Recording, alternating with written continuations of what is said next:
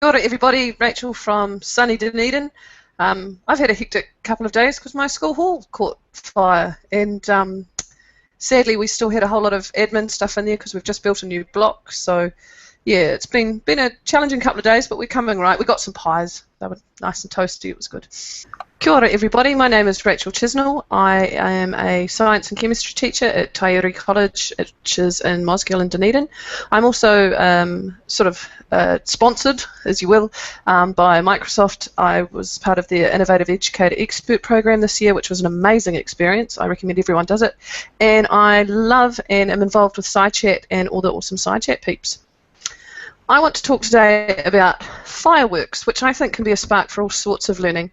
We did a SciChat chat earlier in the year about different contexts that you can do, and fireworks have an amazing history that started obviously in China, came through with the Crusades into Europe.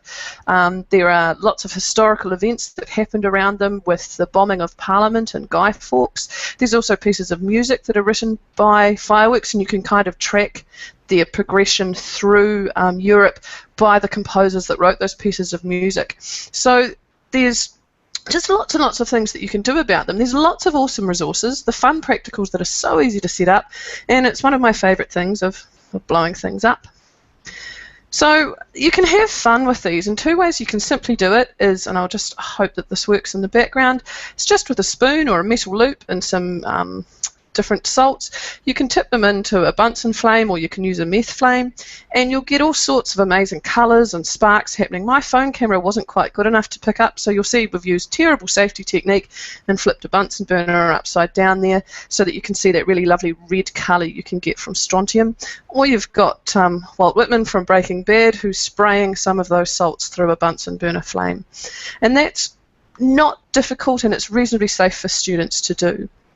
So you can make your own fireworks in class. Also, to look at it a different way, we often do magnesium practicals, burning magnesium or magnesium and acid, but I like to use it for a context around surface area and rates of reaction. You can see here there's some magnesium powder which is sparking away really quickly, giving lots of little flashes of light, whereas the magnesium ribbon is taking a little bit longer to ignite because it has a bigger surface area, so it's a slower rate of reaction. Once it gets going, you can see it's an enormously bright light, but it's just a different way of looking at something that we traditionally do with marble chips and carbon dioxide gas, which of course is a nice fun practical in its own, but blowing things up I think is always fun. An advantage, got ahead of myself. The science behind it, you can use this for sort of all levels, and there are lots of resources around it. But basically what happens is you have electrons in layers, like an onion, around the nucleus of an atom. And when those electrons get excited, they jump up an energy level. Then when they get unexcited, or when they start to cool down, they jump back down, and that energy is released as light. So again, you can involve this in all sorts of contexts, even if it's around the conservation of energy, if it's around atomic structure and trying to show where those electron shells are and how they are energy shells in the atoms. For Year 13 chemistry, it used to be around how the different layers of those orbitals would have different colours released, and you can see that flame test colour chart. All those different atoms have different colours of flames because they have their different electron arrangements, and so it can brighten up something that's a little bit dull in senior chemistry.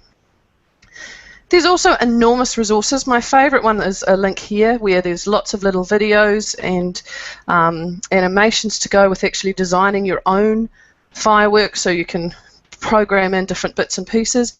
Compound chemistry has excellent resources around flame testing and fireworks. There's also a whole lot of stuff about safety and injury, and having discussions about safe use and why we need to regulate such things. And then of course it leads into lots of other things like chemistry of glow sticks and stuff, which is quite fun and also quite cheap to do.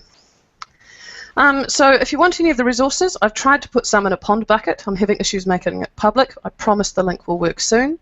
I'm happy to help out if you have any questions.